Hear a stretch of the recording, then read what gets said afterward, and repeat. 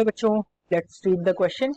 Question says a particle is projected with a velocity u making an angle theta with the horizontal.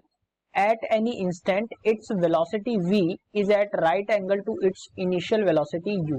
Then v is for options given. Option A u cos theta, option B u tan theta and option 3 u cot theta and option 4 u sec theta. बच्चों यहाँ पे बात करेंगे हम इसके solution की. Solution में हम देखेंगे की कॉन्सेप्ट को. तो बच्चों यहाँ पे बात हो रही है प्रोजेक्टाइल मोशन की.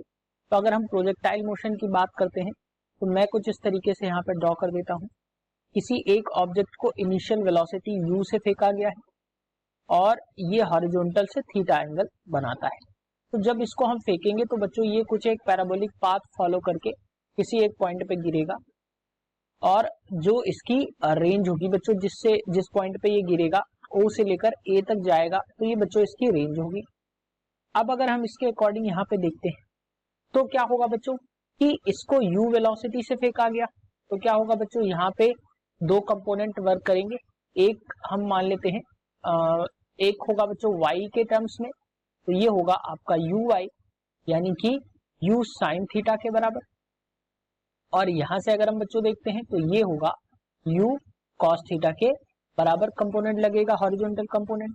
अब क्वेश्चन के अकॉर्डिंग हम देख लेते हैं कि किसी एक इंस्टेंट पे ये v वेलोसिटी पे है और ये u से 90 डिग्री का एंगल बनाता है. मान लिया हमने ये इस टर्न पे है और ये v से या यहाँ पे इसकी वेलोसिटी v है कुछ इस तरीके से. तो वेलोसिटी के लिए अगर हम बच्चों देखें तो यहाँ पे क्या होगा बच्चों ये अगर यहाँ से थीटा एंगल बना रहा है मैं इसको आगे बढ़ा देता हूँ तो ये 90 डिग्री यहाँ से बनाता है. बच्चों यहाँ के लिए अगर मैं एक परपेंडिकुलर ओ पी से मैं ड्रॉ करूं तो ये एक परपेंडिकुलर मैं कुछ इस तरीके से ड्रॉ कर देता हूं और एक परपेंडिकुलर ओ ए के परपेंडिकुलर मैं यहाँ पे एक पैरेलल लाइन जो है ड्रॉ कर देता हूं. ये ओपी जो है ओपी के पैरेलल एक लाइन ड्रॉ की और मैंने ओ ए के पैरेलल एक लाइन ड्रॉ की.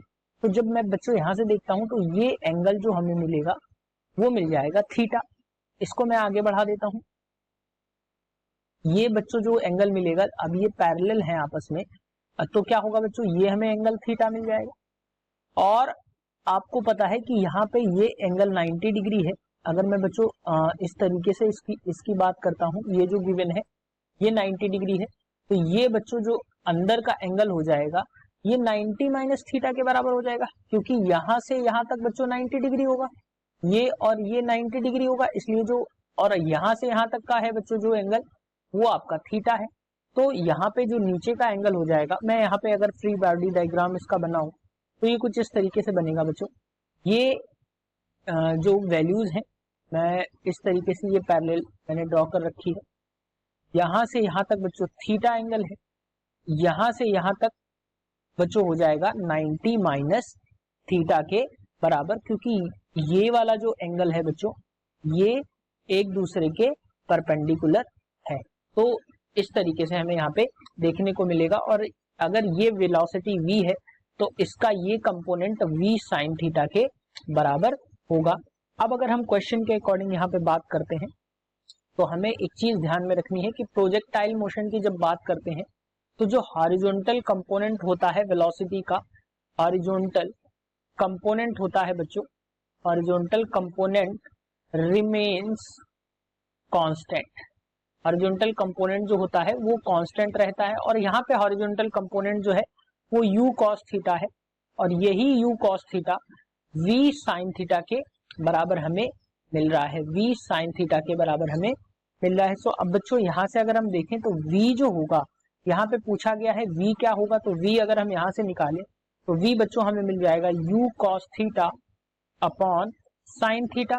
यानी कि यहाँ से अगर हम देखें तो v जो हमें मिलेगा वो u cot थीटा के बराबर मिल जाएगा क्योंकि sine theta upon cos theta जो होता है वो cot थीटा के बराबर होता है. सो बच्चों अगर हम ऑप्शंस की बात करते हैं तो option 3 is the correct answer for this question that is u cot theta. Hope you understood it well. Best of luck.